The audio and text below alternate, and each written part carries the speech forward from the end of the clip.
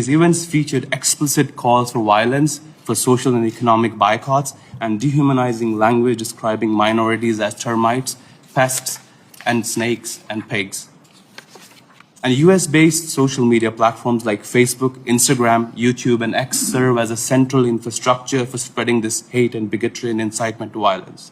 Of the in-person hate speech events we documented in 2025, videos from nearly 97% were first shared or live streamed on social media platforms.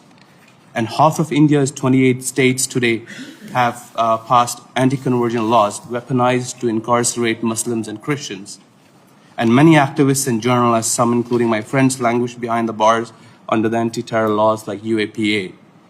The regime has also revoked the foreign funding licenses of nearly 22,000 nonprofit organizations under the Foreign Contribution Regulation Act. And the Special Intensive Revision, or the SIR, of electoral rolls is now being deployed to disenfranchise minority voters. As my co-panelist, Dr. Chatterjee, just mentioned, more than 9 million voters were excluded before last month's state elections in West Bengal. SIR now forms a triad with the Citizenship Amendment Act and the National Register of Citizens, enabling widespread disenfranchisement of Indian Muslims.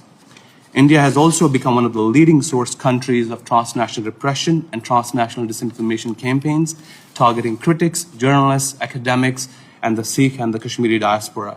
Just 6 weeks ago, Indian government sent a letter to X or Twitter demanding my GPS location data. This is the length to which the state I'm testifying today is willing to go to silence its critics abroad. I urge the US government to act on following 4 recommendations. First, impose targeted global Magnitsky sanctions on Indian officials driving this persecution, including Chief Ministers Hemant Vishwashrma, Yogi Adityanath, Pushkar Singh Dhami, and other senior BJP leaders, and on the RSS, the Bajrang Dal, and the Vishwa Hindu Parishad. Second, designate India as a country of particular concern and also a source country for transnational repression, and establish specialized TNR task force at FBI field offices nationwide to prosecute such crimes and cases. Third, USERF should examine the role of private companies whose machinery has been used in the destruction of minority properties, hold them accountable, and ensure they adopt binding human rights safeguards.